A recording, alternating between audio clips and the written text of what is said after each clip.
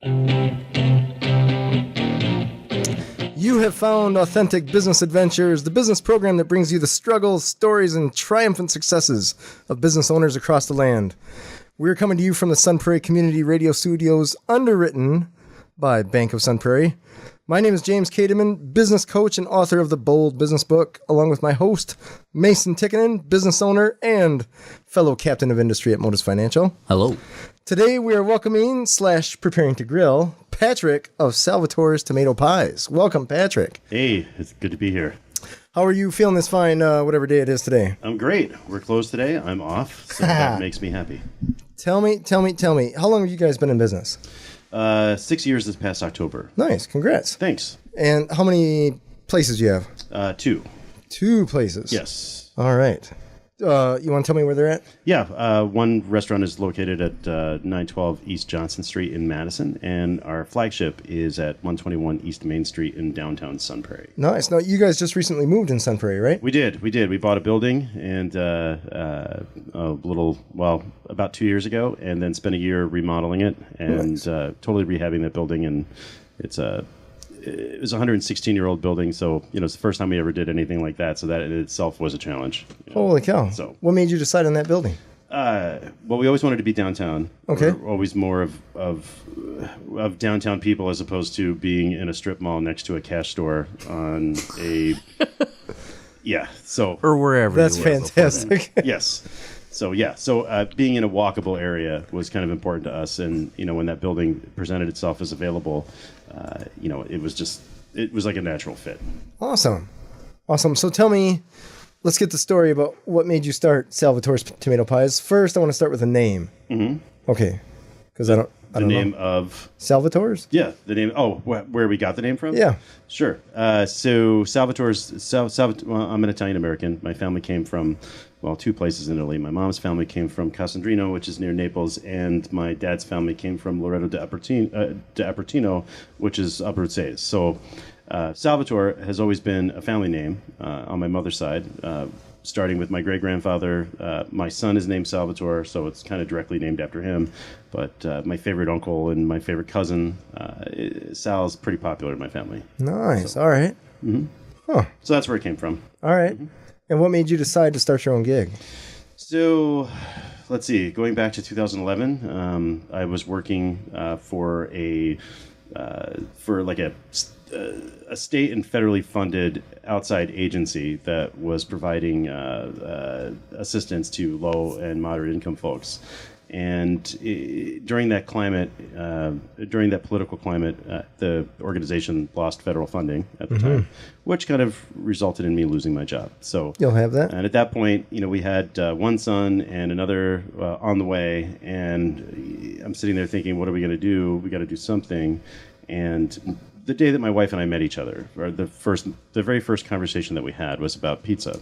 And it was about both of us wanting to do something in food at some point. She already was. She was working at the Concourse Hotel as a baker, and she grew up in a restaurant family. I grew up in a family that also was a restaurant family and a food service family, and we had delis, and my family had bakeries and restaurants. So, something I had been thinking about for a while, but it kind of put us in a position where it's like, well, we either do this now or we're never going to do it. Sure. So, but again, going back to when I first met my wife, the very first conversation we had when I met her was about food and about pizza and how we both wanted to do something with that. So it's just kind of a funny little anecdote how that all ended up working out, So that's how it started. I knew somebody that had some commercial property, and he's a member of the Italian Workers Club with me. And like a year prior, I had been mentioning to him, hey, if something ever comes up, let me know.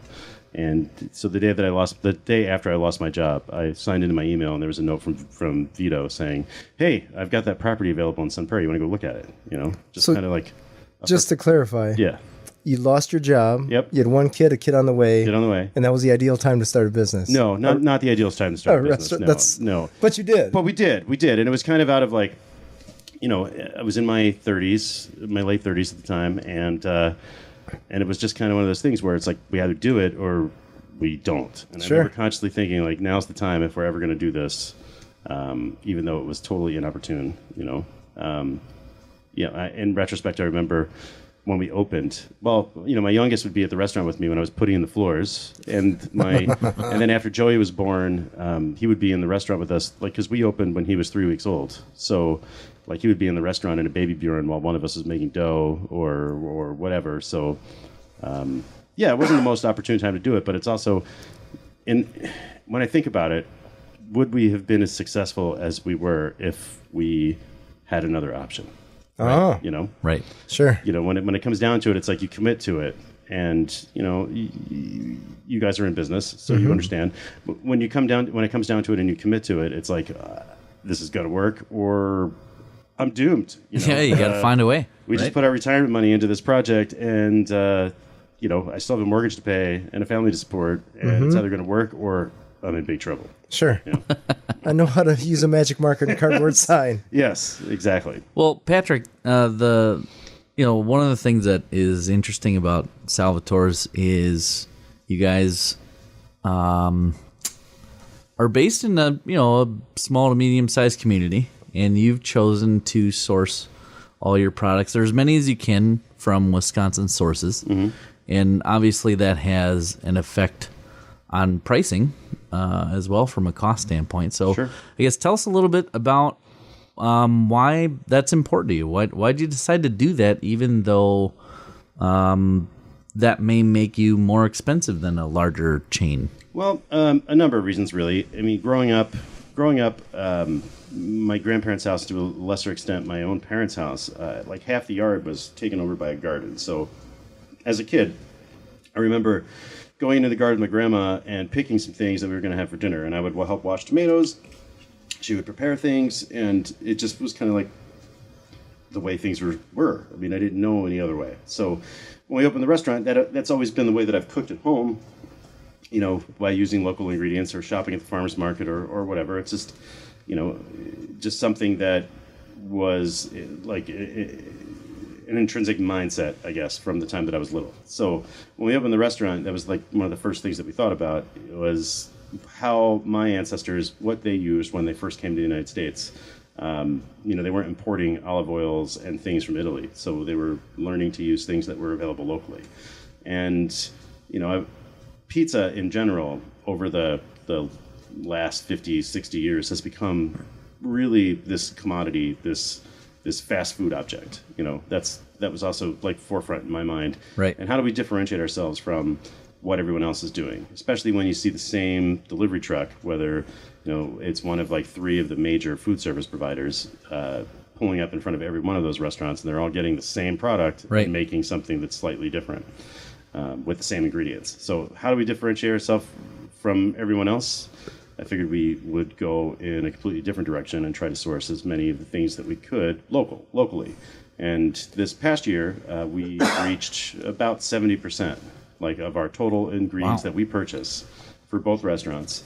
Even though we have Wisconsin winters, we're running about 70% when it comes to using local products, and that's produce, that's meat, that's cheese, that's dairy, it's eggs. In the wintertime, you'll see our menu get affected by that because certain times people expect tomatoes on something and they may not see them, but that's just because they're not available. Sure. But that also goes back to part of the thought process behind that too was, when you drive around the United States and you visit different communities, one of the things that I've always enjoyed was finding something that was available somewhere that wasn't available somewhere else, and that makes traveling interesting to me. Right. And I don't like, as an adult now, when I do that, every community you go into has a Applebee's or an Olive Garden or this or that. Yeah. It's the same in it's the same in Frankfort, Kentucky, as it is in as it is in like Orange County, California. Yeah. Yep. So, and I think as Americans, we're starting to lose a bit of like cultural identity when it comes to homogenizing everything like that. Sure, it's getting washed out. So. And I just wanted to do my relatives, my ancestors, right by making things the way that I grew up with, and just kind of honoring their culinary history. And Is it a challenge to find some of the places to source from locally? Initially, it was kind of difficult, but as we grew and we maintained relationships with farmers, now we talk to farmers before the next season, and they're growing things specifically for us. Nice. So. Okay. And that was not the case when we first started. So, we're certainly not a pioneer in the farm to table movement, but in the suburbs, Right. we are. And the whole idea behind doing farm to table pizza was that here we are, we're able to use these local products and we're able to put them into something that's familiar, as opposed to being a high-end restaurant, and not as approachable. So this is an approachable way to offer people something that I believe is healthier and better and made with care and pride and with a certain element of craft. Can you elaborate on the local, like the reason for sourcing local? Is it flavor, or is it more an environmental thing? Or? Flavor is certainly is certainly one of the largest considerations that I have, in the sense that a tomato that's grown in Wisconsin soil that you pick that day is going to taste markedly different than a tomato that's raised in Mexico, sent on a 3-week odyssey across the country, and then sitting in a gas house where it's being artificially gassed to turn red. It's going to taste a lot different, and that's really important to me. But even more so than that, I like the idea of keeping money local in my community. So whether it's we're buying from farmers that are in Dane County. We're buying from dairy providers that are in Dane County, and then that money is going back into Dane County when we're purchasing things like bicycles for my kids from like Sun City and Sun Prairie, or whatever local businesses that we deal with. So I think it's better than shipping profits off to some corporation, some nameless, faceless corporation somewhere. Sure. So that's another consideration that we have. I like the idea. It makes me feel personally good that I'm able to do that. So outside of the limited availability, is there any downside to sourcing locally? Oh, sure. Yeah, like rutabaga pizza. That's certainly a downside. In the wintertime. You mean flavor? There's only a certain market. There's only a certain market for like, hey, it's root vegetables again. Yay. Sure. I love root vegetables, but come March, it's like, please, spring. All right. Hibernation is over. But, and then in the wintertime, we have to be practical too, because, people expect certain things with a pizza restaurant. So it's not like I can't have citrus. I can't have olive oil. I can't have, all these things that don't grow in Wisconsin. I can't do that. But we try to do as much as we possibly can. Gotcha. Okay. So it will never be 100% just from practical and no, from a practical means. perspective, just because no one, like I said, if I ran a rutabaga pizza special, there'd probably be like 2 people that might be excited about that. Okay. Both of your employees that want it off that day. And we can make it taste good, but still, it's like kind of a hard sell. It's like, it's like tomatoes or parsnips. Sure. On pizza. What are you going to do? We've certainly made parsnip pizzas, but like I said, the market dictates what we do to a degree too. We have to be reactive in the sense that we have to be able to give people also what they want. Otherwise, we won't be here. So tell me, let's go continuing on the food end. Can you tell me about the recipes and your crusts? Sure. And stuff like that? Like, how did you come up with that? It probably wasn't the cookbook online or something. No. It had its roots in, let's see, how did this come about? So, like I mentioned, my wife is a baker at the Concourse. So she went through the baking program at MATC, and she was a fan of Peter Reinhardt and Peter Reinhardt's like pizza dough method. And I think that's where we started with Peter Reinhardt's recipe, and then modified it from there. So one of the things that we use Wisconsin whole wheat flour, and that's basically milled for us by Lonesome Stone Milling in Lone Rock. So even the wheat that goes into our pizza dough is coming from the Midwest. If Wisconsin first, but if not Wisconsin, the Midwest. Sure. And because it's whole wheat, we're putting in a pretty good percentage of whole wheat flour into our pizza dough. So the bran is intact because it's not like as processed as you would normally have, flour from anywhere else, like the big food processing companies. There's several of them. Sure. And not as many as you'd think. I think there's like 3 or 4 now that do flour. Interesting. In the entire country, like the big ones, and then there's like small, like artisan producers. But really, there's like 3 places that actually mill flour now. So that's how consolidated food becomes. Sure. But yeah, so that is in there, which is different, and that I think offers some flavor that you can't get otherwise because, like I said, the bran is intact, the oils are intact. It's also putting more nutrients into the food. It's also organic, so which also has some benefits. And that's not to say that not doing it that way is somehow not as good. I just think that the flavor is better. Sure. When you do that and then ferment it. Sure. We don't put sugar in our dough. You'll see a lot of recipes at pizza restaurants that put sugar in their dough, and we'll use things like soybean oil, or we'll use things like potassium bromate in their dough, which is like this thing that every other country in the world is banned except for the United States because it's a carcinogen. But technically, if you bake it enough, it actually will come out and, kind of evaporate out of the product. But that is only if you bake it enough, whatever. We just choose not to use it because it's like an artificial way of increasing volume and that sort of thing. And when time does the same thing. It's Sure. just that time is expensive. Okay. So when we make our pizza dough, if we're making it today, we won't be using it until Wednesday. Because it has to rise. Because it has to cold ferment in the cooler. Okay. So we ferment things. Interesting. Okay. So, and that also adds taste. So the natural sugars come out, but you don't have to add sugar, So. Huh. I would have never guessed that there was sugar in pizza dough Oh yeah. Yeah, there's lots of sugar in lots of pizza dough. or anything else. Mm-hmm. Nice. So, but yeah, so it's kind of like the same way that you would make artisan bread. We're doing that with our pizza dough. Sure. So, What has been your biggest challenge in business?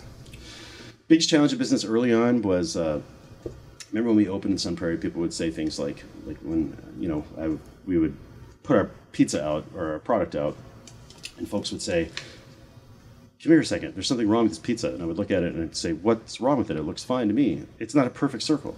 I'm like, "Yeah, because we make it by hand. So it's not a perfect circle. It doesn't go through a sheeter and get squashed in this like uniform thickness. There's going to be some variation because everything's made by hand." "Oh, well, you better start making circle pizzas or you're not going to be around long."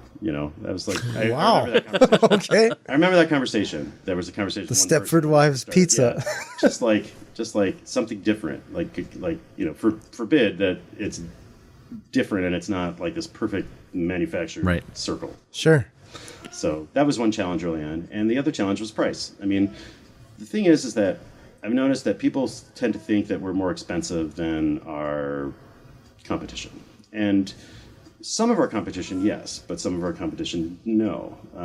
When you look at it, it's really pretty close, which really means that our food costs are much higher because, we're using things that are more expensive. Like when I buy ground beef for burgers, we're spending $6 a pound on local ground beef. That's local animals, and then it's processed locally as well. Whereas if I were buying a commodity product from a food service provider, I could probably get away with buying ground beef for $2.49 a pound or All right. $2.60 a pound. So double, triple. But there's only a finite amount that you could charge for something like that because nobody's going to buy a $25 hamburger It'll be rare. in Sun Prairie. Yeah. Sure. No pun intended, right? Yes. So, but yeah, I mean, there's only a finite thing that you could. There's only a finite amount that you could charge for it. Obviously, no one's going to buy a $35 pizza. Sure. No one's going to buy a $25 hamburger. So the alternative is I have to run with less margins than some others would. Gotcha. So Okay. in order to be able to compete on price, and in most cases, we're like $1 more expensive for something, or sometimes not more expensive. Like if I were to compare, it's like our 16-inch tomato pie, which is our large. Many other restaurants, little thing that bugs me sometimes is they say large, but what they really mean is a medium because their extra large is actually the large. So, but so it's hard to sometimes compare apples to apples. But, Sure. But if it's $15 for a base, and there's other restaurants that have it about the same price, how are we exactly more expensive? And I think it's just a perception because we say farm to table, or we say that we're sourcing locally. Somehow that like clicks something in someone's head that thinks, oh, it must be more expensive. Sure. Either, well, I guess it could go either way, right? It could be more expensive or it could be a better value. Mm-hmm. Well, it depends on how. Like, I don't think that there's. I don't necessarily think that there's value in cheap food. Because Sure. there's some sort of trade-off always. You ever been to college? Yes. There's an advantage to ramen every once in a while. Yeah, for sure. But there's no real value in. It's like you can get a 16-ounce steak that's like a mediocre cut of meat that maybe is imported, or that maybe is. I can't really speak to what others do. I can only really speak to what I do. But you can get that 16-ounce piece of meat that no human really needs. You don't really need to eat a 16-ounce steak. Sure. Or you can get 8 ounces of a quality piece of meat that's been cared for, that's been bred for flavor. That's been, that comes from a local farm. And 8 ounces is generally plenty. But there's this thing with being an American sometimes where it's like, well, the bigger it is, the cheaper it is, the better it must be. If I can get a pound of that for $10 instead of 8 ounces of that for $10, the pound choice has got to be better. They don't sell Escalades for efficiency, right? Exactly. So it's like sometimes I try to think, and I used to think that way too. I remember being like in my early 20s and thinking like, oh, we're going out for dinner. I'm going to buy that giant steak, because that to me means like we're celebrating something. So this is like this celebratory piece. Sure. But now that I'm, in my 40s, I'm like, yeah, I don't need to eat that 24 ounce. I can't, I mean, and it just seems sort of gluttonous. Sure. I guess. Sure. So, again, I don't want to insult anybody for their choices because, everybody makes choices for different reasons. And I'm just trying to illustrate my thought process. Sure. So how long ago did you open up is it Johnson Street? I'm sorry. Yeah, Johnson Street. We opened in December of 2014. Okay. Yep. Walk us through the decision process of opening up a second restaurant. So the difference between both markets, because you'd think that there wouldn't be a ton of difference between Madison and Sun Prairie because they're only 11 miles. Like our restaurant in Sun Prairie is like 11 miles from our restaurant in Madison. All right. So it's not this huge distance, right? But there's a lot of things that are different about them. Like the dinner rush is later in Madison than it is in Sun Prairie by like at least an hour. People are more inclined to eat later in Madison than in Sun Prairie. We'll find that we're busiest from like 5:30 to 7:30, where it's probably more like 6:30 to 9 o'clock in Madison. Interesting. Okay. Where that peak is, and that's indicative of the neighborhood that it's in too, in the sense that the neighborhood that our restaurant is in Madison is kind of popular with either young professionals, grad students, that sort of thing. So definitely on a different schedule than somebody with a young family that's trying to eat early. But one of the things that we always get in Sun Prairie is, yeah, your restaurant's always so busy we could never go. And I'm like, well, what about 8 o'clock? If you came at 8, you probably don't even have to wait for table. Sure. But everybody seems to think that like because we're busy for those 2 hours, like we're doing really, really well, and we're doing okay. But there's a lot of time where we're not busy, Mm-hmm. But because of that little window, people sure. seem to think that, oh, there's an hour wait. Well, only at 7, Is there a tomato pie happy hour? Yeah, there is, actually, yeah. Yep. There is a happy hour. Is it really? There is a happy hour, yep. That's awesome. Yep, there is a happy hour where we do like half off some bar pies and stuff. That's awesome. So, but that's the other thing about cost, right? If there's many ways that you could get something at a pretty steep discount at Sal's, Mm-hmm. But people don't see that necessarily.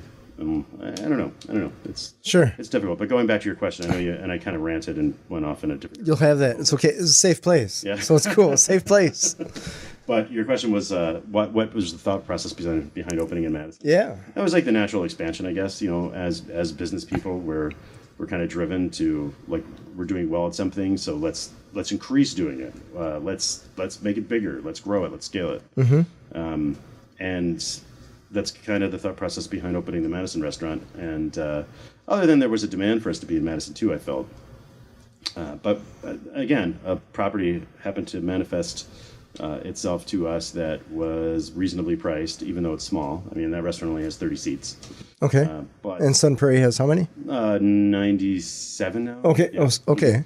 So, and plus we have the bar too, which the John Street restaurant does not have. But, I guess it was being able to reach a different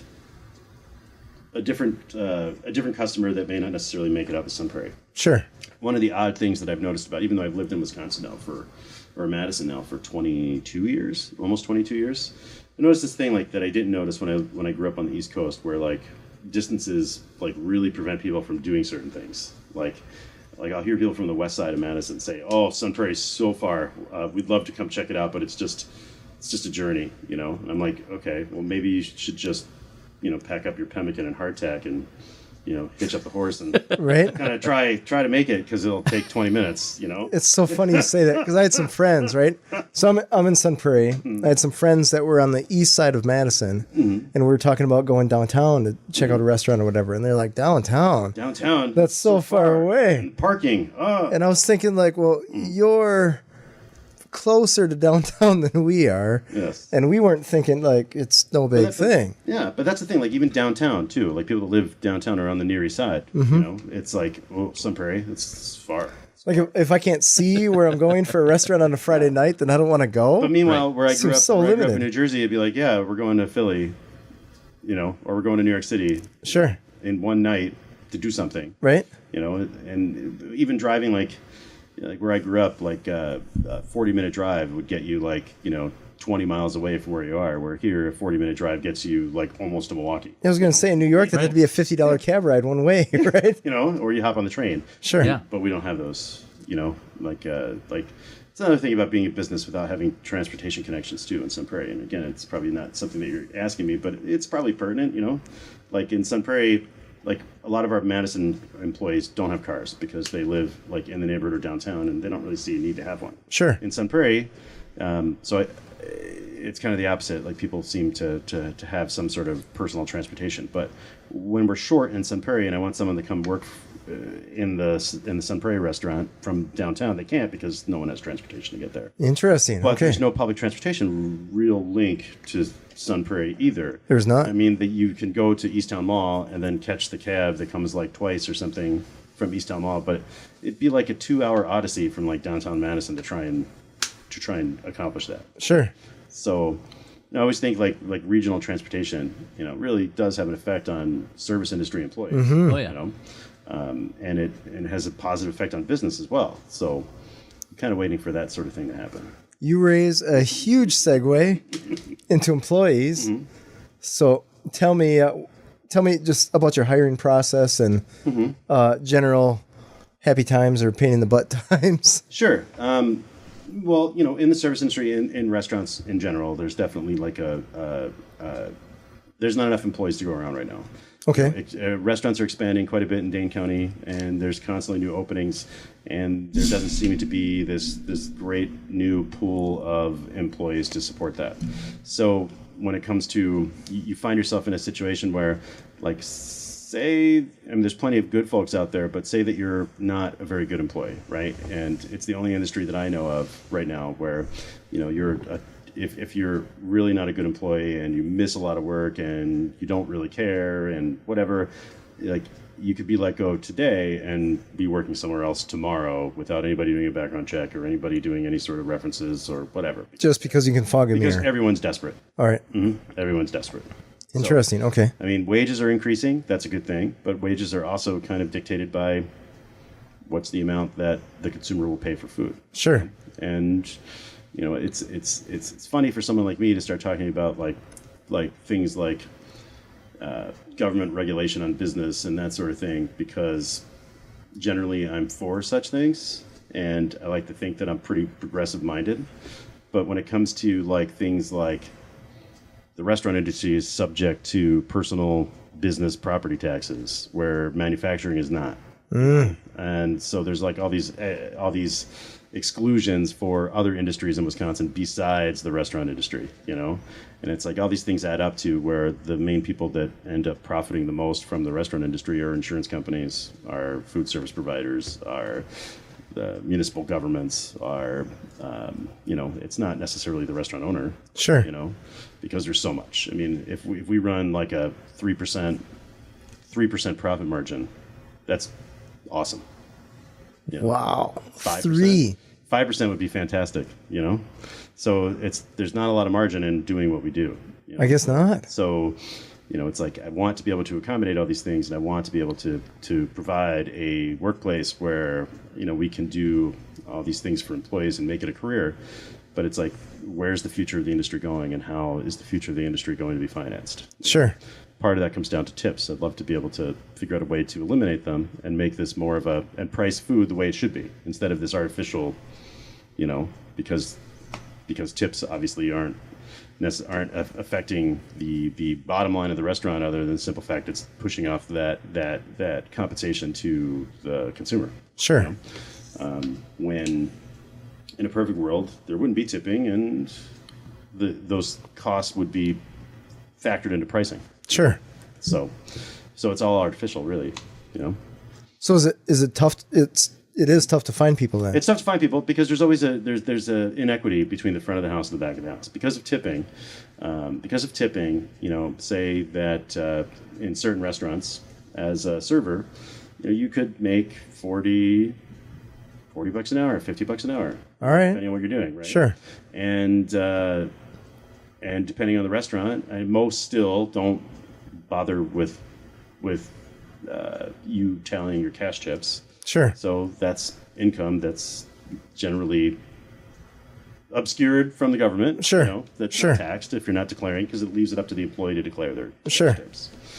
That also means that the guy in the back scrubbing dishes. Exactly. No so tips. You have somebody that's making. Say you have somebody that's serving and they're working like 5 hours a day and they're making $40 an hour, but you have somebody that's working a 10-hour day in the back of the house and they're making 15.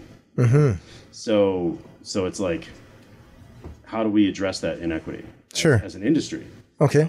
You know? To me, that's one of the reasons why we're losing people out of the industry, because, I mean, think about it. You go to culinary school and you pay, you know, say you go to, I don't know, let's just say that you go to the Culinary Institute of America, right? And you walk out of the Culinary Institute of America with a degree, and now you're $75,000 to $125,000 in debt. All right. And you're going to go and you're going to work in a restaurant, and your first gig in a restaurant is going to be $11 an hour.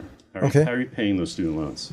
Is that a viable option? You know, I mean, not by eating fancy locally sourced pizza. You could do it less expensively by going to community college and spend $25,000 on that associate's degree. But Still. $25,000 and paying back those student loans. Mm-hmm. You know, it's hard. It's hard unless you get the right gig somewhere. So just to clarify, that means even the cooks, the dishwashers, everyone in the back end is, generally speaking, making less than any tipped employee. Correct. Just based on the nature of tips. Yeah, for the most part, unless they're salaried in management, you know. Okay. But yeah, and that's why the ones that those that end up doing well in the back of the house are, you know, creative types that are kind of passionate about what they do. And then, you know, if to someone like me, it's really, really valuable to have someone that's reliable, that cares, that wants to do things, that wants to do this as a career, and then I will bend over backwards and try and make that happen. Sure. But on the other hand, there's a lot of folks out there that know that, well, yeah, I can leave tomorrow and I can just jump ship and I know I'll get hired somewhere else the next day. So what's my motivation for taking this seriously or coming to work on time? You segue to a fantastic other question that I have for you. You speaking just in general terms in regards to work ethic, about the crowd that you see now for people that are applying to work. Sure. That you know of. Like I said, we're lucky because we have a pretty good crew at Sal's, but there are instances where we end up with some younger folk that just kind of assume that work is easy. All right. You know, it's not supposed to be hard work. Sure. Everything is supposed to be fun. Okay. You know, and to me, it's like, well, you wouldn't be saying you're going to work every day if you'd be saying that you were going to fun, I guess. Right. But, you know, that's not to say that it can't be fun, and it shouldn't be. But there are expectations that, you know, one of the things that I hear often, that I've heard recently too from younger employees that I would say would be, you know, like maybe in their early 20s, early 20s or younger, you know, used to be like a family here. Used to be like a family, and I'm just not getting that vibe anymore, because it's not like a family, because now we have to wear uniforms, and, you know, we have these procedures that we're trying to put into place, and Sure. It's just not. So really what you're telling me is that before you were able to do whatever you wanted, and now because there's like rules and regulations, it's not fun anymore. Gotcha. Okay. So, but that's kind of like false to me. Sure. It's like, you know, good story that I'd love to share is a couple years ago when we opened the Sun Prairie restaurant, we had we decided that we wanted to have a uniform for the front of the house. Because before there was always an issue with like, hey, here's some loose guidelines about what to wear to work and whatever, but they would never be followed, you know? So, and it would always be like, why is that person wearing this? So let's have a uniform. And you think that it would be relatively easy, but no. There was like, it made my life miserable over this uniform thing with like, you know, people being upset that now they're going to have to wear a uniform to the point where there's tears involved that oh my God, I'm supposed to be an individual. I need to express my individuality, and I can't do that if I have to wear that checkered shirt. And I'm like, guys, I worked at Six Flags Great Adventure, and I had to wear a rainbow-colored shirt with orange pants. And it was such a fantastic look, but I didn't care. I mean, everybody else was wearing the rainbow-colored shirt with the orange pants. Right. We all looked silly together, but, I mean, it's just work, you know? I mean, you can still be an individual. I don't understand why, because you're wearing a uniform, we're trying to have some sort of why this is so difficult, you know? And then I don't want to be that guy that says, well, you know, people are different today, or you know, it's different now than when, you know, when I was younger. Back in the good old days. Back in the good old days, in like the late '80s and early '90s, you know. And I don't really think it is, because, you know, I was once a 20-year-old that didn't really care either. But that said, I didn't like leave and because someone made me wear a uniform, or, you know, I wasn't involved in every single decision that happens. Sure. Or, you know what I mean? Because at the end of the day, there's one person that's accountable for all this, and that's me. You know? Right. It all comes down to management. It all comes down. Like when we're successful, that's great. But when we're not, it's also me. Right. You know? Yep. So, you know, my main concern is I just want us to be able to provide like a solid customer experience, and that's it. You know, then that comes down to, you know, how do you get people to buy into that? Still working on that, I guess. All right. You know, like I said, we're lucky that we have a pretty good crew of folks right now. But Sure. Like I said, you asked me about the experience, and, you know, the other thing between Madison and Sun Prairie is the staff in Sun Prairie tends to skew a lot younger. Because, Okay. you know, we have to dip into high school, et cetera, because Sure. that's what's available. And, you know, and I certainly don't expect like a high school kid to have like the work ethic of a 30-year-old that's, you know, whatever. You know, I don't expect that. But the staff in Madison tends to skew older and more experienced. Okay. So that's just the difference between the two. Sure. So, Patrick, you'd mentioned the element of your primary goal is just to create an enjoyable client experience. Yep, that's it. So, tell us a little more about, I guess, some of the experiences you've had with clients. You know, both. I mean, I've been to both your locations. Had great experiences every single time, and I'm sure you get a ton of feedback from people about that. Well, yeah. Generally speaking, we get a ton of positive feedback about experiences, and that's what we want. That's what we live by. I mean, when I see things like that, when someone's like had an awesome experience, that's what kind of drives me to keep it going and to keep making it better and to do those things. But on the other hand, we will have situations where, and I think again, this is pretty much only it only happens to the service industry, whether it's retail, whether it's restaurants, whether whatever. It's like if there's a mistake, if something happens in the restaurant, it's like not because like we woke up in the morning, we're like, hey, let's figure out how to make someone upset today. Let's burn their food and really ruin their evening. No, that doesn't happen that way. I mean, we're kind of tasked with throwing a dinner party every night and trying to make it like happy and successful. But sometimes things happen beyond our control. Like I remember one night in particular, our internet service went down, along with internet service in all of downtown Sun Prairie, because or whoever was on the same provider anyway, and it kind of like threw our systems into complete disarray because, you know, we're a modern company and we rely on the internet to process our credit card payments, to run our point of sale system, to print our kitchen tickets, everything. And it seems like there's about 4 times a year where some disaster happens with this system, but 4 times a year, you know, out of 365 days isn't a whole lot. But they're always the most trying and mentally exhausting days that you can imagine, because when that happens, immediately we know that things are going to be screwed up, tickets are going to be missing, and now we have to rebuild whatever had been sent to the kitchen, and try and figure out how to do this without upsetting customers. And then a lot of times customers are getting upset even when we explain, hey, we apologize. The internet went down. We lost your ticket. We're going to send this to the kitchen. No problem. And we're going to take care of this meal for you. But sometimes, most people are okay with that. Sometimes, and more often than you think, we end up with someone saying something like, well, this is unacceptable. Okay. Well, I'm sorry, ma'am. The internet did go down. I don't have access to the internet to bring it back up. It's kind of not my thing. I can't reach into the servers somewhere else and make this magically happen. But we can do the best that we can, and I can make sure that your meal is comped. And how about a gift certificate for coming back? Still, how are you going to fix this? Wow. Okay. So no pleasing. No pleasing. And part of it is, like, I think that we've reached this time and place in America where we've created, the industry itself has created a certain monster that can rear its ugly head when something doesn't go their way because it's taken as a personal slight. And I could never understand that because it's like, no, we did not want to do this to you, and we feel terrible, and we're doing our best to fix it while you're screaming at me. And of course, when someone starts screaming at me, that's when they go from being a customer that I want to please to someone that, well, I don't really care about them anymore. Sure. At that point, Right. If you're gonna, we had an incident where someone spit in one of my general manager's face. That was so upset. Another incident like that with the internet. Was That's so crazy. so upset that backed her into a corner and was like screaming to the point where spittle flew out of her mouth and landed on my employee's face.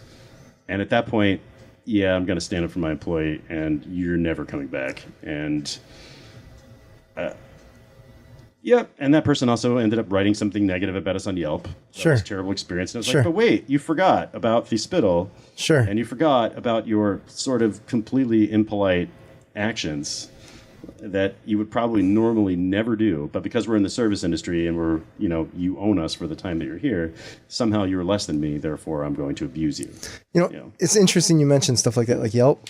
And one, like, I can't imagine getting that upset over pizza at all. Well, Yelp or any social media. But really. right, like so I just wrote my book, and just getting reviews from people is a challenge, an insane challenge, like huge challenge. So I think, like, how big of a deal is it to actually leave a review, positive or negative, right? It's a big deal for most people, right? Like, I don't write reviews that often. Yeah. And for me, going after people to write reviews, as a rule, I only write positive ones, only because I don't really see any.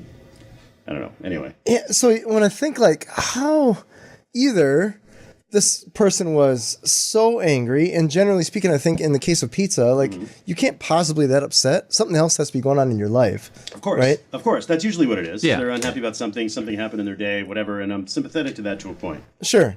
Like, usually when it gets to the point where someone's yelling at me. Right. Like, I had one guy on Johnson Street one day threaten to, what was this over? Someone gave him a gift card for Christmas. And this is like an older gentleman that, when I say older, like my age, like middle age. Sure.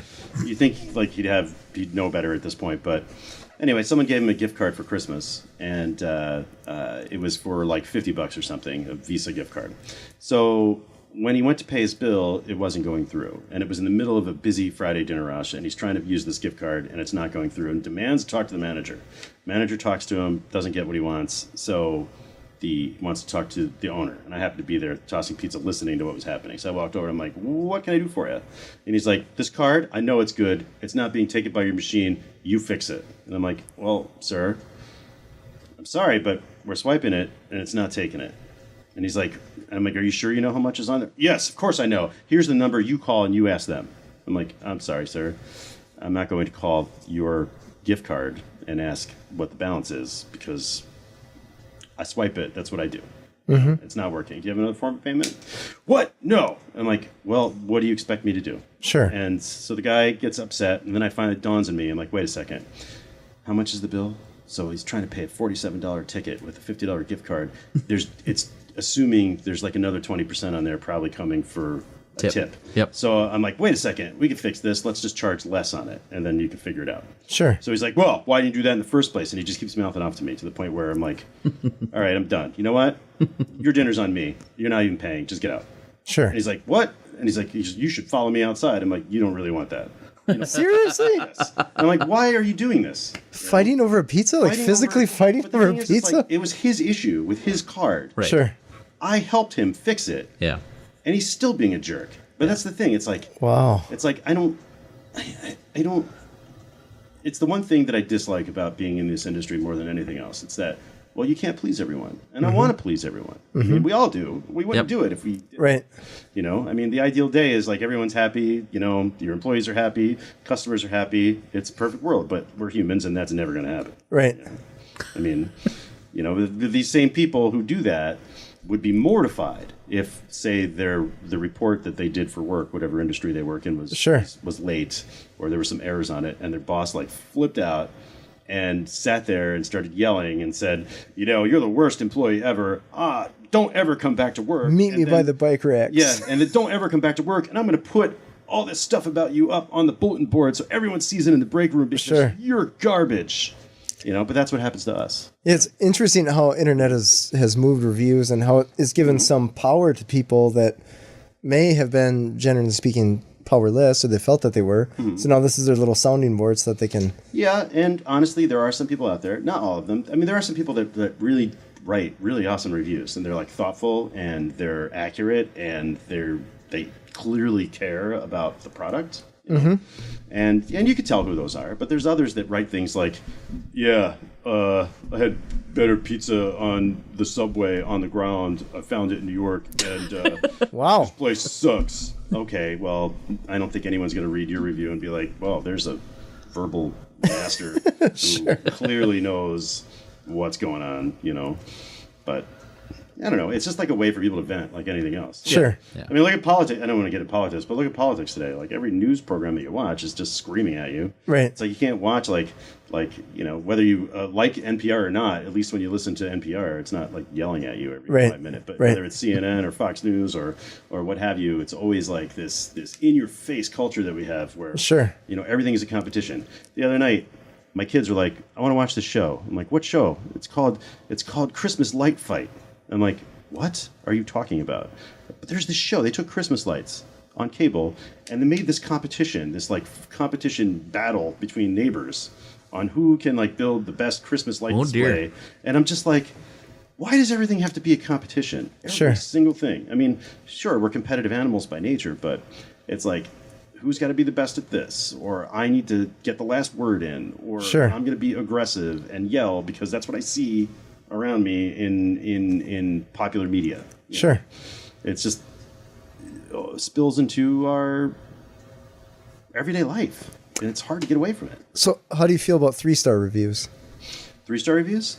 I still think that I failed somehow. Okay. I see 3-star reviews. I mean, that's the first thing I think when I see reviews. I'm like, if it's not like 5 stars, I'm like, what did I do wrong? Sure. You know. And if it's 1 star, it's like, yeah, well, I certainly didn't do something that wrong. You know.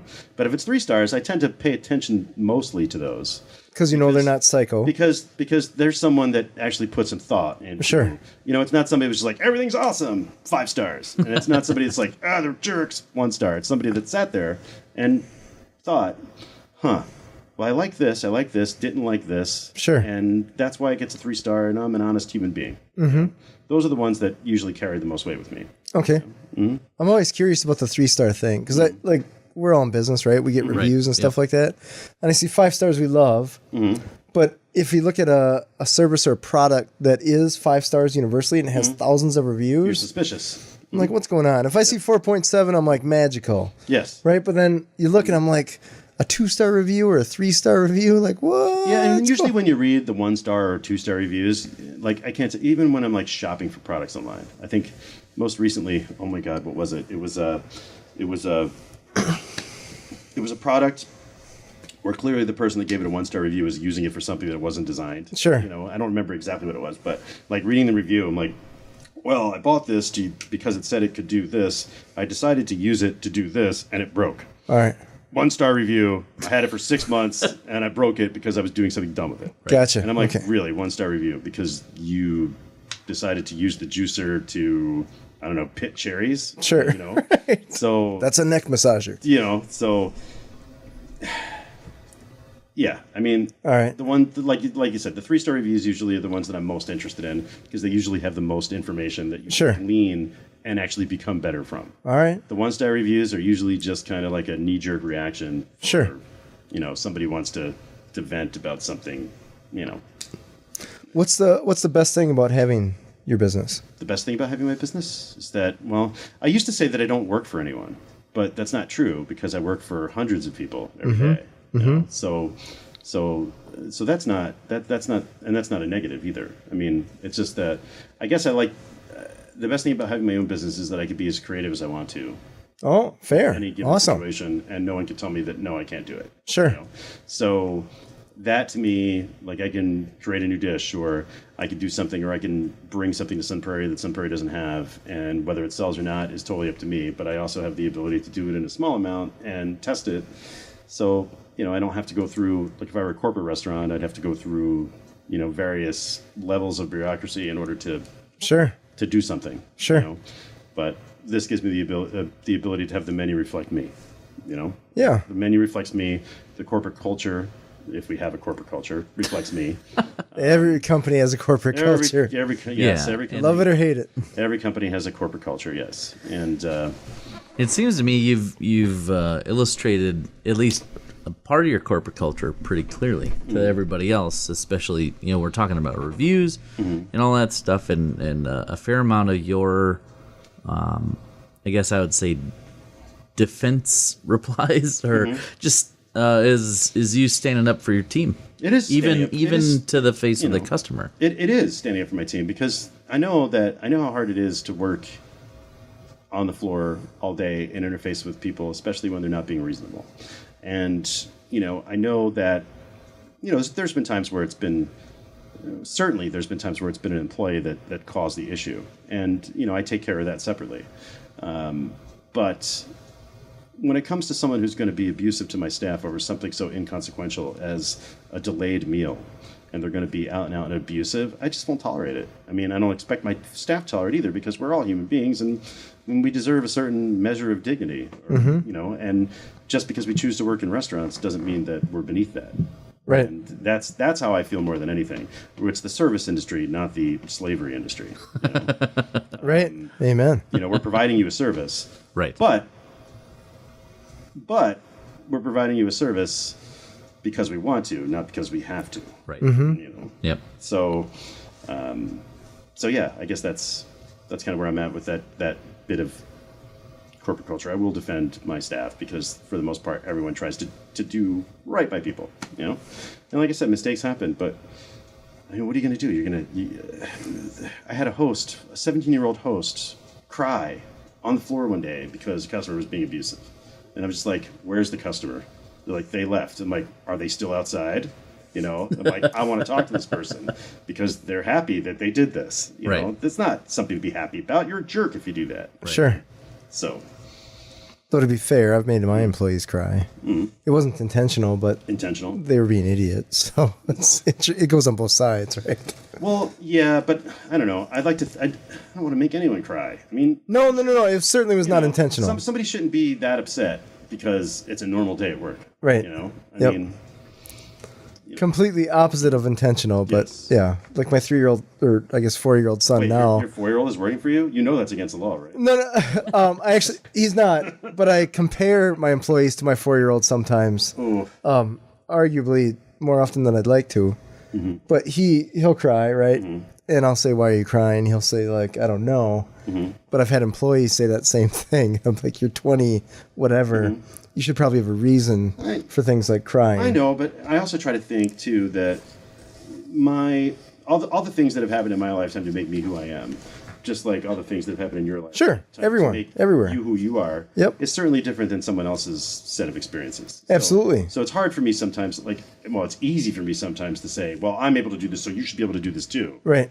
But then I have to stop and think, well, maybe not, Unless you're talking about things like showing up on time. Yeah, showing up on time is a given. Or showing up. That is the biggest pet peeve I have. It's like one thing I noticed with some staff today is, or some folks today is, you hire them, and then if they do show up at work on time and whatever, like you get a conversation like 2 or 3 months later saying, hey, I need to talk to you. Oh, what's up?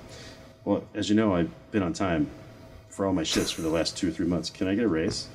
I'm like, is that how low the bar is now? That's a pretty low bar. You know, just doing what's basically just minimum requirements. Sure. You know? I showed up. I put my name on the assignment. Isn't that an A? You know, but you'd be surprised how many people don't show up to work on time. Sure. You know, like now that we have 65 employees, you know, which That's a healthy number. It's a healthy number, and I sometimes I miss when we had 5. You know, but now with 65, it's like, you know, and it's always the same folks, like over and over again. Sure. It's like, hey, I need you to show up on time tomorrow. Can you show up on time tomorrow? Yes. All right. 6 minutes late. Why are you late every day? Sure. You know? I mean, I don't get it. Or even longer than that. Or something like, hey, I'm not going to make it into work today because I went to Chicago last night, got drunk, and my car is now impounded. Sure. Okay, well, that's your problem. Mm-hmm. Right? I mean, cause and effect, man. Life's about choices. Ticket's going to be a lot more expensive There's now. been times in my life where I've been somewhere and something happened, but I figured out how to get back to where I needed to get. Right. You know? Yep. Like the train, the bus. Yeah. Whatever. Solve the problem, man. You know, That's like, the game. One thing that I've noticed is that there's certain folks that seem to constantly end up in this like terrible place where it's like this stasis. Right? Mm-hmm. They're just existing like on a day-to-day basis, but they're not necessarily doing anything to make that situation better. Sure. It's like this self-fulfilling prophecy, and you see those folks, and you see this like glimmer of potential, and you want to cultivate that. Yep. Right? And then you try and cultivate it, and more times than not, it's almost sort of a waste of time. But for some reason, I keep doing it. Oh my goodness, we could have stories about employees. My goodness. Because I'm like, oh my god, this person would be great if they would just stop doing it. I see your potential. See your potential.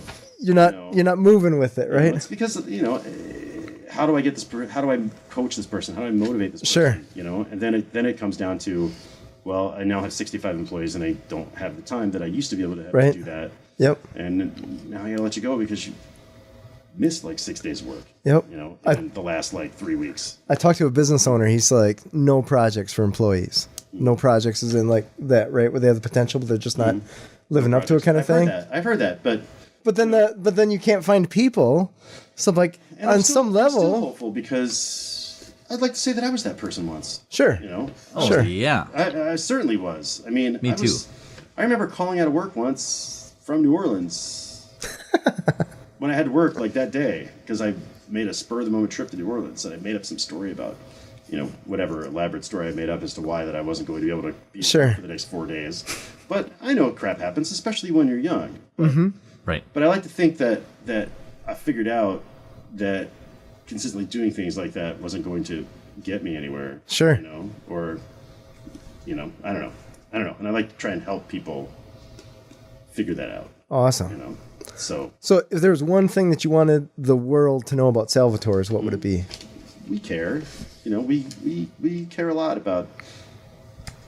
I don't know. We care a lot about our community. We care a lot about our employees. We care a lot about doing something different and bringing something to Sun Prairie that it doesn't have. I mean, we made a huge investment in downtown Sun Prairie that's now sitting over, and I don't mind sharing the numbers, but we bought the building and then remodeled the building. By the time all is said and done, probably have $1.1 million into the downtown Sun Prairie infrastructure. That's a nut. Holy cow. All right. That's a lot for a guy like me that 6 years ago scraped together $13,000 to open a restaurant. Sure. That's a lot of tomato pies.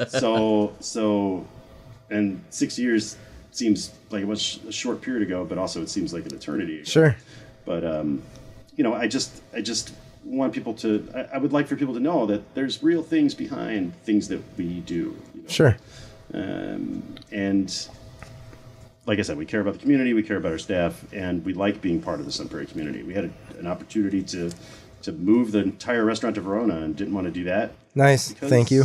We've had really good experience and developed some awesome relationships in Sun Prairie with our customers. Awesome. Well, Patrick, thank you. Thanks very much. This has been Authentic Business Adventures, the business program that brings you the struggles, stories, and triumphant successes of business owners across the land. Coming to you from the Sun Prairie Community Studios Radio, underwritten by Bank of Sun Prairie. We'd like to thank our guests, Patrick and Mason, as always. Good times. Thanks for having me. Find us airing on 103.5 Wednesdays at 6 p.m. and Sundays at 2 p.m. if you are within about 50 feet of this radio station. You can also find us on the interwebs through the sunprairiemediacenter.com. We can also be found morning, noon, and night at the podcast link on Draw In Customers.